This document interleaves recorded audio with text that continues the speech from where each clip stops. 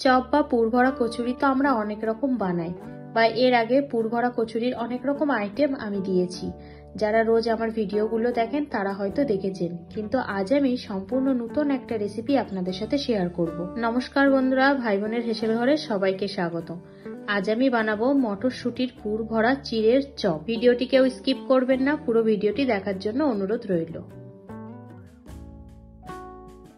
মটরশুঁটি ও চিড়ের এই রেসিপিটা বানানোর জন্য আমি এখানে 200 গ্রাম চিড়ে নিয়েছি। চিড়েটা এখানে খুব পাতলা বা খুব মোটা না, মাঝারি মাপের চিড়ে। এবার আমি এই চিড়েটা জল দিয়ে ভালোভাবে ধুয়ে নেব।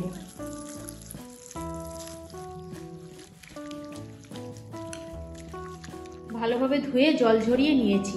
বেশি পাতলা চিড়ে হলে গলে যেত জল দেওয়ার সাথে সাথেই, আর বেশি মোটা চিড়ে হলে আবার ভিজতে চাইতো না, দেরি হতো। সেই জন্য আমি মিডিয়াম মাপের চিড়ে নিয়েছি এবং এটা ভালোভাবে ধুয়ে নিয়েছি।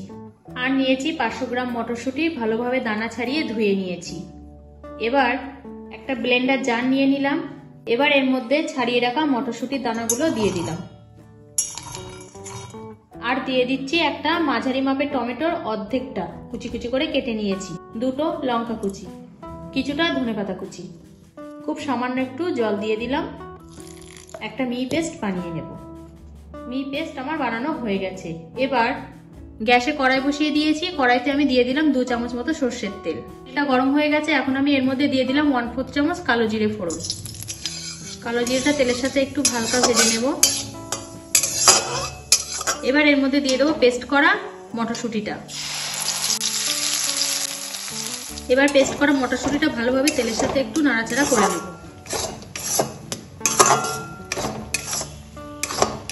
মটরশুঁটির পেস্টটা তেলের সাথে 2 মিনিট মতো নাড়াচাড়া করে নিয়েছি। এখন আমি এর মধ্যে দিয়ে দেবো কিছু গুঁড়ো মশলা। প্রথমে দিলাম 1/4 চামচ হলুদ গুঁড়ো, 1/2 চামচ লবণ, 1/4 চামচ গোলমরিচ গুঁড়ো, 1/4 চামচ ধনে গুঁড়ো, 1/4 চামচ জিরে গুঁড়ো। এবার ভালোভাবে সবকিছু তেলের সাথে রান্না করে নেব। এইভাবে 5 থেকে 7 মিনিট আমি এটা তেলের সাথে নাড়াচাড়া করে নেব, যতক্ষণ না এর জলটা মরে শুকিয়ে আসে। খুব কম সময়ের মধ্যে সম্পূর্ণ ইউনিক একটা রেসিপি। আমরা তো নর্মালি মটরশুঁটির কচুরি বা মটরশুঁটি দিয়ে আলুর দম বিভিন্ন ধরনের রেসিপি বানাই, কিন্তু আজকে চিড়ে দিয়ে এই মটরশুঁটির রেসিপিটা সম্পূর্ণ নতুন। আর এটা খেতেও কিন্তু দারুণ মজা লাগে এবং খুব কম সময়ে এটা বানানো হয়ে যায়। যে সকল নতুন বন্ধুরা আজ আমার প্রথম ভিডিওটি দেখছেন তারা অবশ্যই আমার ইউটিউব চ্যানেলটিকে সাবস্ক্রাইব করে দেবেন, পাশে থাকা বেল আইকনটি প্রেস করে দেবেন। আর যে সকল বন্ধুরা ফেসবুক থেকে দেখছেন তারা অবশ্যই আমার পেজটিকে একটু ফলো করে দেবেন। 4 থেকে 5 মিনিট আমি এটা নাড়াচাড়া করে নিয়েছি। দেখুন জলটা অনেকটাই শুকিয়ে গেছে। এই পুরটা কিন্তু রেডি হয়ে গেছে। এই পর্যায়ে আপনারা চাইলে এর মধ্যে সামান্য একটু চিনিও অ্যাড করতে পারেন। আমি এখানে চিনি ব্যবহার করছি না। যারা একটু মিষ্টি পছন্দ করেন তারা এখানে চিনি অ্যাড করতে পারেন। পুরটা আমার পুরোপুরি রান্না হয়ে গেছে। এখন আমি এটা একটা প্লেটে নামিয়ে নেব, কিছুক্ষণ ঠান্ডা হতে দেব। এদিকে যে চিড়েটা আমি ধুয়ে রেখেছিলাম, দেখুন কত সুন্দর শুকিয়ে ঝুরু ঝুরু মতো হয়ে গেছে। এখন আমি এই ভেজা চিড়েটা ভালোভাবে চেপে চেপে মেখে নেব। ঠিক যেভাবে আমরা ময়দা মাখি সেইভাবে মেখে নেব।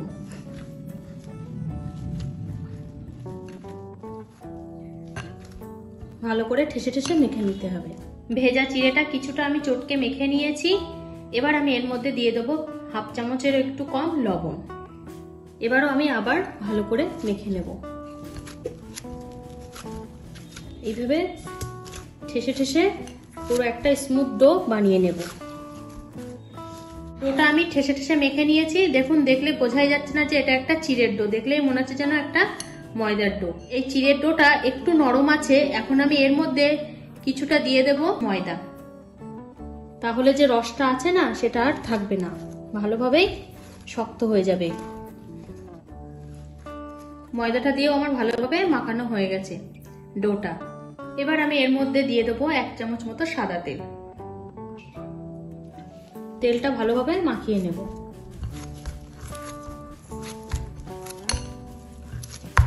মাখিয়ে নিয়েছি। এবার আমি এটা 10 মিনিটের জন্য ঢাকা দিয়ে রেখে দিলাম।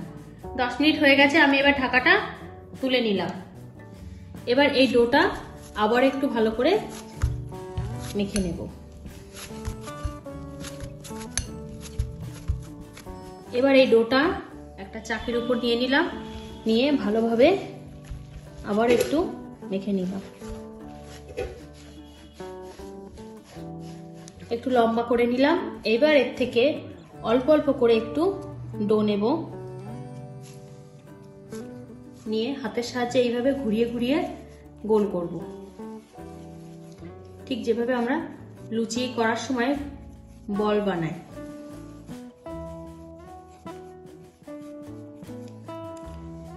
এইভাবে আমি সবগুলো বল বানিয়ে নেব। সব ডোটুকু দিয়ে আমার বল বানানো হয়ে গেছে। এবার আমি এর থেকে একটা বল নিলাম, নিয়ে হাত দিয়ে এইভাবে ঘুরিয়ে ঘুরিয়ে একটা বাটির শেপ করে নেব।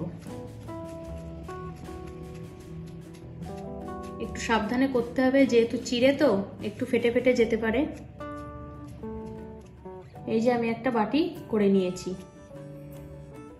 এবার বাটিটাকে এইভাবে হাতের মধ্যে ধরে যে পুরটা আমি বানিয়েছিলাম তার থেকে অল্প একটু পুর নিয়ে নিলাম, নিয়ে এই বাটির মধ্যে এইভাবে চেপে দিয়ে দেব। এবার চারিদিক থেকে মাথাটাকে এইভাবে চেপে চেপে দিয়ে এক জায়গায় করে এইভাবে মুড়িয়ে দিলাম, দিয়ে এবার হাতের সাহায্যে এইভাবে গোল করে ঘুরিয়ে নেব, একটা বল বানিয়ে নেব।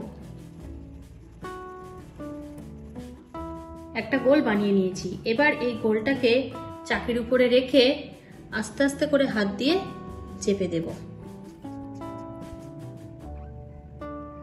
ঠিক আমরা যেভাবে কাটলেট বানাই সেরকম একটা শেপ বানাবো। আস্তে আস্তে করতে হবে যেন ভেতরে পুরটা বেরিয়ে না যায়। এইভাবে চেপে একটা গোল শেপ আমি দিয়ে নিয়েছি। বাকিগুলো ঠিক এমন ভাবে বানিয়ে নেব।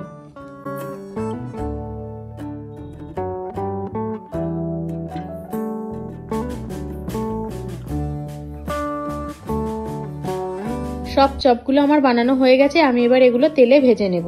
গ্যাসে ফ্রাইং প্যান বসিয়ে দিয়েছি। এবার এর মধ্যে আমি 4 চামচ মতো সর্ষের তেল দিয়ে দিলাম। আমি এই চপগুলো সর্ষের তেলেই ভাজবো, টেস্টটা একটু বাড়ানোর জন্য। এবার একে একে চপগুলো আমি তেলে দিয়ে দেব। আমি এখানে অল্প তেলেই ভাজাটা করছি, আপনারা চাইলে এখানে ডুবো ডুবো তেলেও ভাজতে পারেন। এক পিঠ ভাজা হয়ে গেলে আর এক পিঠ আস্তে আস্তে একটু উল্টে দেব। চপগুলো সব এপিট ওপিট উল্টে পাল্টে বাদামি বাদামি করে ভেজে নেব। সব চপগুলো বেশ বাদামি রং হয়ে গেছে, ভাজাটা আমার কমপ্লিট হয়ে গেছে। আমি এবার এগুলো তেল থেকে তুলে নেব। রেডি হয়ে গেল আজকের রেসিপি পুর ভরা চিড়ের চপ। এটা এখন সন্ধ্যেবেলা গরম গরম চায়ের সাথে বেশ জমে যাবে।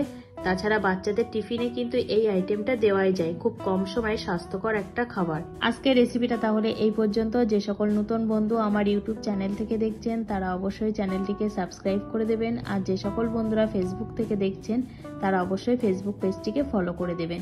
আজ তাহলে এই পর্যন্ত, দেখা হচ্ছে পরের কোনো নতুন রেসিপিতে।